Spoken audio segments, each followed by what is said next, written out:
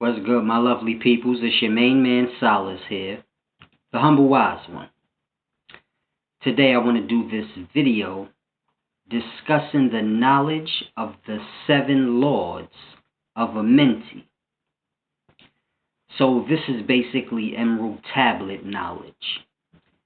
Now, if you study the Emerald Tablets, then you should understand what I'm about to break down, or it will help you in understanding what the Emerald Tablets are saying. Now, if you don't read the Emerald Tablets or you never heard of the Emerald Tablets, it's okay, because I'm going to explain it in my wording, so you'll understand what I'm saying either in whether you follow the Emerald Tablets or you don't. You'll understand, because my knowledge is coming from the life, so I'm going to break it down the way I break things down, my way. But I'm going to pull from the different texts as I always do, just so you can get a feel that I'm not making any of this up. It's just how you understand, or the perception, or the path of perception you was put on to understand. So it all boils down to that. But let me get into this video, the seven lords of Amentie, and the knowledge of it. Now, the first thing I want to deal with is knowledge, and the cost or the price of acquiring knowledge. See, you have to understand knowledge. Knowledge is a deep thing. In the beginnings of knowledge, before you know anything, the first thing you must learn about knowledge is darkness and light. So this is the first steps that you must understand before acquiring knowledge. You must understand darkness and light. Now, you have to look at it this way. Light is the spirit. This is pure, this is good. This is you, the light. Now, the darkness is where the knowledge lies. And the deeper into the darkness you go, the deeper into the knowledge you'll get. The more knowledge you'll receive, the deeper you go. But here's the tricky part. How do you acquire knowledge without becoming lost in the darkness? So you have to grasp. The spirit is light, but the light must go into the darkness, because that is where the knowledge is. Now, how do you get the knowledge without becoming lost in the darkness with the knowledge? So it's a deep thing you have to grasp. Let me give you an example. Let's say you have knowledge on making drugs and selling drugs, but you know this is a bad thing because someone else suffers on the other end of that stick. Now, you have that knowledge. Now, when you're in need, can you go without using it? So this is what's meant by, can you go into the darkness to acquire the knowledge without becoming lost by the darkness? So it's a deep thing you have to grasp. When knowledge is acquired, are you balanced out enough to not use it for the benefit of yourself, where someone else will suffer at the expense?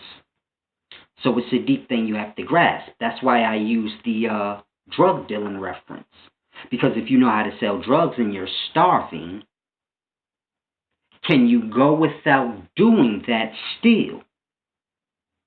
Exactly. Most people are going to use whatever knowledge they have, period, with no thoughts on how it'll affect someone else. So it's a deep thing you have to grasp. But this is the beginnings of knowledge. And you must understand darkness and light. See, that's the first thing you experience. When the baby comes out the womb, the eyes are shut. It is in darkness. The womb is in darkness. But when the baby comes out, it experiences light. So this is the first thing you have to understand. And from that moment on, the baby goes deeper into darkness in its bad ways and bad habits that men have. So it's a deep thing you have to grasp. It's just like the story of Lucifer. Lucifer had all the knowledge. He was the light bearer, the wisest, the smartest. But he was lost in the darkness, put himself above others. The feeling that you get from being the smartest and the best, whatever it may be that you do, if you're the best, then there's a sort of praise that comes with that, and that goes to one's head. So how do you acquire the knowledge which makes you above others, but you still stay in the same state as others? You get what I'm saying? How do you acquire the knowledge which will raise you above others, but you keep your humbleness, knowing that anyone can acquire the knowledge you have, and everyone's equal at the end of the day?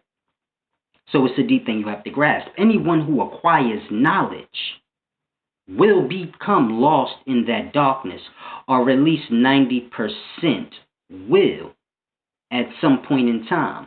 Some people,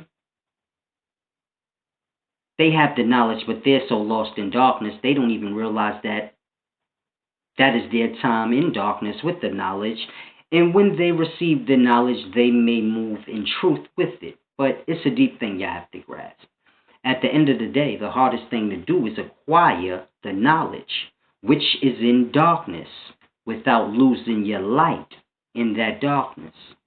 So you have to grasp that. Now, how do you get the knowledge without becoming lost in the darkness? And this is where balance comes in. See, balance must be attained before one dives into the knowledge or the darkness. So it's a deep thing you have to grasp. It's like a seesaw in a sense. When you're going into darkness or into the knowledge, you want to stay balanced out like a seesaw. Therefore, when you're coming out of the knowledge, it's not like a hill for you. You be lost in darkness or the knowledge of it. So I hope y'all can grasp, in a sense, what I'm saying. Balance is important. This is why I always teach give and receive. See, it's a very interesting thing you have to grasp. If one is unbalanced in the life, another will be unbalanced, and another will be imbalanced, and it will spread. See, you have to grasp. I bring the knowledge for free. So this is giving. Y'all don't give back in return. So this creates an imbalance. So therefore, a man will charge for the knowledge and say, well, I have to charge them now because they don't understand give and receive on their own. So you see how now one imbalance causes another. Now, I'm not talking about myself. I'm just giving you an example. I bring the knowledge for free. No one gives back. So that's giving knowledge. Nothing's given back. So then the knowledge is charged. You're charged for it. Now it's all in imbalance because it could simply just stay give and receive, give and receive. This is the balance. You must not be too attached to the worldly physical things, especially money, because money represents all worldly physical things, because this is what you use to get them. So you can never become too attached to it to the point where you become imbalanced, basically. Now remember, money is the representation of all physical worldly desires, because that's what you use to get it. So if you're imbalanced in giving receiving with money, you can say, in a sense, you're in balance with giving receiving in all things. A selfish spirit has no business with knowledge, because we all know just off common sense what would happen. And in the world we live in, everyone's selfish because you have to be. You have to put yourself first because no one else will have you in mind. So we live in an existence where even a good person has to be selfish at some extent. Because if they're not, they'll be taken hold of by this life or this existence we live in. This is why balance is the most important thing that must be acquired before you attain knowledge. Because if you attain knowledge without any balance, you're truly not attaining anything but what will destruct. You will destruct yourself with the knowledge. Self-destruct. So it's a deep thing you have to grasp. Knowledge is like a gun. You don't know how the gun works. You're going to blow your own head off. And a bunch of other people. So it's a deep thing you have to grasp. Balance is a very important thing. So you must understand darkness and light. And then you must understand balance. And that must be acquired before you can go deep into the knowledge. So it's a deep thing you have to grasp. Now, it's just like martial arts. Before a man is taught martial arts, he's taught discipline. Because you don't want a crazy, wild person running around with that knowledge. It's not a good thing for anyone, not even themselves. So it's a deep thing you have to grasp. All knowledge is like that. All things boil down to the same things. Now, I want to break down to y'all how this is hell, our prison of an existence that we're in. Like I've been basically trying to tell y'all from jump. In the Emerald Tablets, it says the same things. Now, you have to grasp. All living beings, meaning people, are spirits in death. So when a person dies, we refer to them as a spirit. So you have to understand, all spirits are intertwined, meaning a living person is a spirit. When they die, same spirit. So you have to grasp. There's no separation because we tend to think, oh, when I die, I'm going to magically know everything and be wise and be good. And you have to understand, the same spirits in death as those that were here at one point. So bad men will be bad spirits. Con men will be con spirits. This is why you have so many different types of spirits or gods that were worshipped. It's a deep thing you have to grasp. It doesn't matter if you're in form or out of form. It's all the same life. It's all the same existence. And this existence we live in is hell. So you have to grasp. When life and death completely balance out, this is when neither will exist. And you'll be free from this hell. Because life and death is the order of this existence we live in. Life and death. This existence we live in is hell. So in order for you to break free out of that cycle, you must understand. Life and death here must balance out. Because in the all of the life, there is no life in death. That is a prison thing. You have to grasp. In the all of life are the real existence of life that we've been cast away from. There is no life in death. There's just existing. So you have to grasp the difference between life and death and existing. Life and death. Death is life, and so is life. But it's a part of this existence, meaning you don't have a straight life. You have a life, then a death, and then a life. So it's a deep thing. It's broken down existence, meaning it's a broken up eternity. Life is eternal, but here it's broken up into pieces called lives and deaths. So it's a deep thing you have to grasp. Now, in the all of life, there is no pieces, meaning there is no life and death. There's just existing. So it's a deep thing you have to grasp. Now, in order for you to break free, life and death must be balanced out. Meaning, if spirits don't know anything when they're alive and living, they're not going to know shit in death. A lost spirit that's alive will be a lost spirit in death. So you figure death is upside down just like life is, because the whole existence is the same place. And it's a deep thing you have to grasp. The whole Emerald Tablets is basically trying to explain to people how to break free from hell. It's deep. You're in more than just an existence of hell. Put it to you like this. Because we're so stuck in the physical, we view everything physical. But you can look at it like this. You're a conscious spirit or being, which is a sperm cell.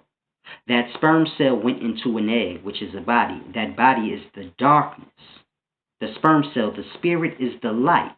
So you as a being is light, consciousness, trapped in darkness, which is your body. And the whole existence is like that. So you have to grasp. A man who is alive, who raises himself above others, and requires people to bow to him and pay homage to him like he's greater than others, he will be that in death.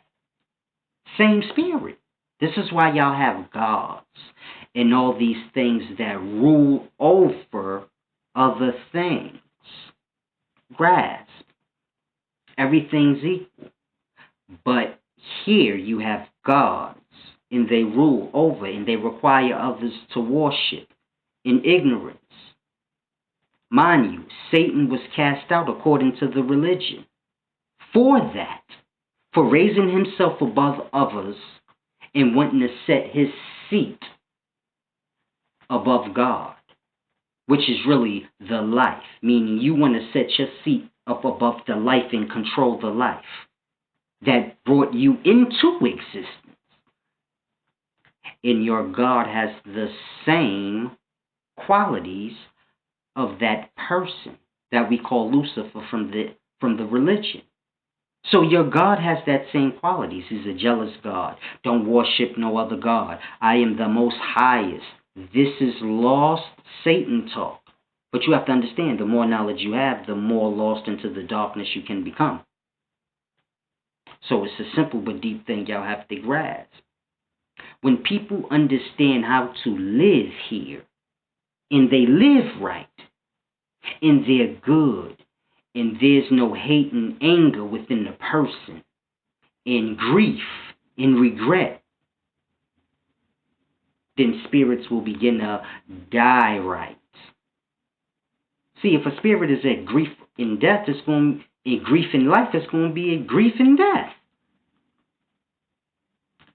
So you got the same kind of foolishness happening in death that you do here in life, because it's all the same existence here.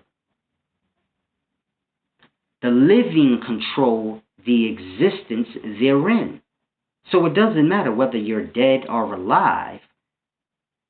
The people control the existence. This is why you have men controlling countries and nations. Because the living control the reality. And those same living who you see control now do the same in death. This is why you have so many different descriptions of the gods.